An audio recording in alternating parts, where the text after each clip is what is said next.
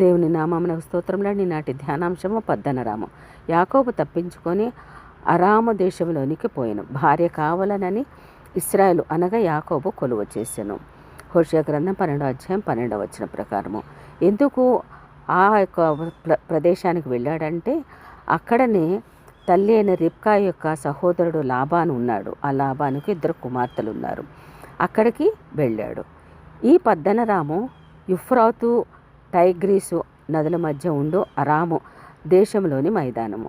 ఆ ప్రదేశంలోని సిరియన్లు ఉనికిని బట్టి అరాము యొక్క పూర్వ పేరు సిరియా అనియు. అబ్రాహాము ఆ ప్రదేశంలోనికి హరాను నుండి కానానుకు వచ్చెనని పండితుల అభిప్రాయం. మెట్టుకు పద్దనరాము యాకోబు తల్లి రిబ్కా పుట్టిల్లు. యాకోబు యొక్క జీవిత ప్రయాణము మరి ఈ విధముగా కొనసాగుతూ ఉన్నది.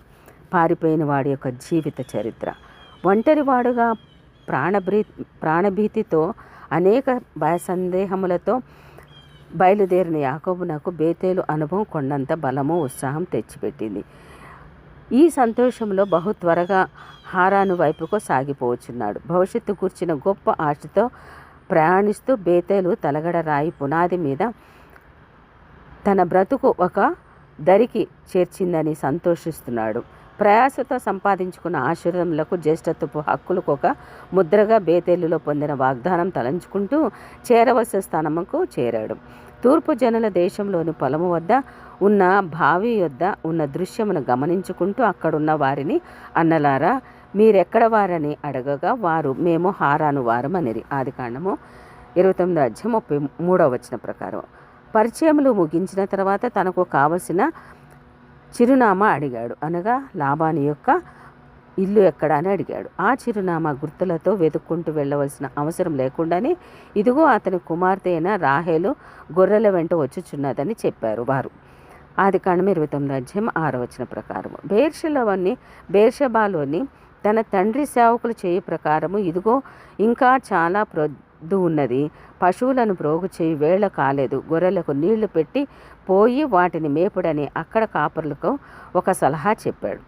ఆదికాండం 29వ అధ్యాయం 7వ వచనం ప్రకారము. మంచి కాపరులు ప్రొద్దుగుంకు వరకు గొర్రెలను మేపువారు, అనగా గొర్రెలకు సమృద్ధిగా మేత ఏర్పాటు చేయవారు. మంచి గొర్రెల కాపరి గొర్రెలకు జీవం కలుగు చేయవాడు, అతడు సమృద్ధి కలుగుటకు ప్రయాసపడవాడు. యోహాను సువార్త 10వ అధ్యాయం 10వ వచనం ప్రకారం. జీతగాడు గొర్రెల కాపరి కాడు కదా, జీతగాడే కదండి. కనుక గొర్రెలను గూర్చి లక్ష్యం చేయకపోవడును. యోహాను 10వ అధ్యాయం 12, 13 వచనాలు. ఈ హారాను గొర్రెల కాపర్ల మందలన్నీ ప్రోగు కాకమునుపు పనిచేయవారు కాదు. బావి మీద నుండి రాయి పొర్లించడం మా వలన కాదని అంత బరువు మేము మోయలేమని వీరు అంటూ ఉన్నారు కాపరులు. వీరికి గొర్రెల యొక్క క్షేమము మంద దప్పిక తీర్చుట కంటే ఎక్కువ మంది వస్తేనే కానీ రాయి పొర్లించలేము అనగా బాధ్యత లేనివారుగా కనిపిస్తుంది.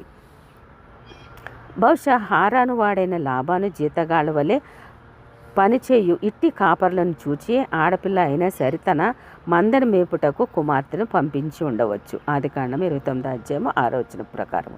ఇట్టి హారాను గొర్రెల కాపర్లకు యాకోబు ఎంతో మంచి మాదిరిగా చూపించాడు. ఏమనగా యాకోబు తన తల్లి సహోదరుడు లాబాను గొర్రెలను చూచినప్పుడు అతడు దగ్గరకు వెళ్ళి బావి మీద ఉండే రాయిని పొర్లించి తన తల్లి అయిన రిబ్కా సహోదరుడు లాబాను గొర్రెలకు నీళ్లు పెట్టాడు. ఆదికాండం 29వ అధ్యాయం 10వ వచనం ప్రకారం. జీతకాడుగా వలె కాకుండా బాధ్యత కలిగిన ఇంటివాడుగా రాయి ఒక్కడే పొర్లించి నీళ్లు పెట్టడానికి సిద్ధపడ్డాడు.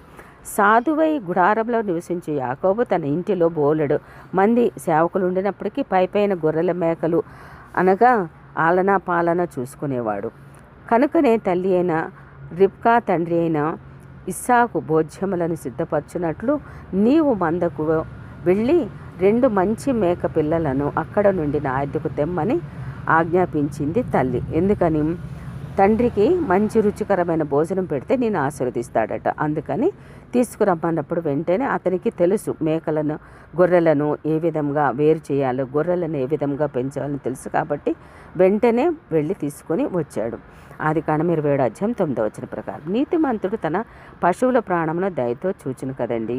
సామెతల గ్రంథం 12వ అధ్యాయం 10వ వచనం ప్రకారం యాకోబు సంతానంలో నుండి వచ్చిన దావీదు కూడా తన తండ్రి దండులో పనిచేయుచున్న అన్నలను పరామర్శించి వచ్చుటకు పంపదలిచినప్పుడు ఉదయమున లేచి ఒక కాపరికి గొర్రెలను అప్పగించి తరువాత ప్రయాణమైపోయాను.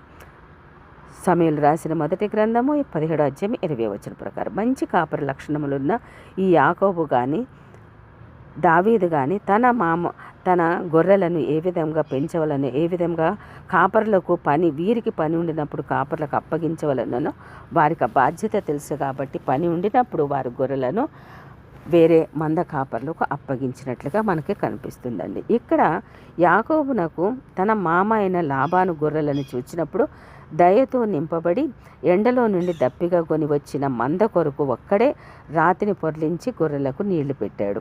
బాధ్యత కలిగిన వాడుగా ఆ యొక్క గొర్రెల యొక్క దాహము తెలిసిన వాడుగా గొర్రెలకు నీళ్లు పెట్టాడు.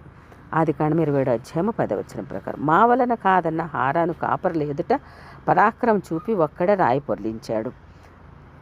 ఏ విధంగానన్నా కాపర్లే అండి, ఇంటివారు అనేసి అక్కడ మనకి వివరము తెలుస్తుంది. ఈ యాకోబు యేసుక్రీస్తు వారికి సాదృశ్యముగా ఉన్నది కదండి. గొర్రెల వలె త్రోవ తప్పిపోయిన మానవాళి కొరకు యెషయా గ్రంథం 53వ అధ్యాయం 6వ వచనం ప్రకారం కొండల మీదికి తోలుకొని పోయిన కాపరి వాటిని త్రోవ తప్పించగా కొండకు వెళ్ళొచ్చు తాము దిగవలసిన చోటు మర్చిపోయిన ఇర్మీయా గ్రంథం 50వ అధ్యాయం 6వ వచనం ప్రకారము త్రోవ తప్పిన గొర్రెల మీద జాలిపడను. మరణం యొక్క బలము గలవాడు తన సత్తా చూపుచు ఎవ్వరికి వల్ల కాని మరణమునే రాయితో బంధించి వేశాడు. యేసుక్రీస్తు వారే ఆ సమాధి రాయిని దొర్లించి మరణము యొక్క బలము గలవాణిని ఓడించిన జీవజలముల ఊటైన దేవుని చేరకుండానట్లు దప్పికతో తప్పించుకుపోయి చావసిద్ధమైన ప్రజలను మరణమని రాయితో మూసివేయబడగా అట్టి సమయంలో జీవజలముల ఊట యొక్క ప్రవాహము ప్రతి ఒక్కరి వరకు చేరునట్లు ఆ బావిలో నీరు తోడిపోసాను. దప్పిగా కొని చావసిద్ధమై ఉన్న అనేక గొర్రెల ప్రాణమును రక్షించెను. యాకోబు కూడా ఆ విధముగా పద్దనరాము వద్ద ప్రవేశము మేలుకరంగానే జరిగినది. ఈ యొక్క జీవిత ప్రయాణము యొక్క యాకోబుకి నేర్చుకున్న పాఠములు మనకి యేసుక్రీస్తు ద్వారా కూడా మనకి అనేకమైన ఆత్మీయ పాఠాలు నేర్పిస్తున్నట్లుగా కనిపిస్తుంది. యేసుక్రీస్తు కూడా గొర్రెల కాపరిని నేనే అన్నాడు. గొర్రెలను మరి ఏ విధంగా కాశాడు, మనల్ని కూడా అట్రీతిగా కాచి ఆ యొక్క రాయిని ఏ విధంగా యాకోబు దొర్లించి వాటికి నీళ్లు పెట్టాడు. యేసుక్రీస్తు కూడా మనలందరినీ కూడా రక్షించడానికి సమాధి మీద ఉన్న రాయిని పొర్లించి బలం గలవ మరణమును ఓడించి మనకు జయమునిచ్చినట్లుగా మనకు తెలుస్తుందండి. ఇటు రీతిగా మనము కూడా ఆత్మీయమైన విషయములను నేర్చుకోవడానికి దేవుడు మనందరికీ కూడా యాకోబు ద్వారా యేసుక్రీస్తు ద్వారా నేర్పించినందుకు వేలాది స్తోత్రములండి. ఆమేన్.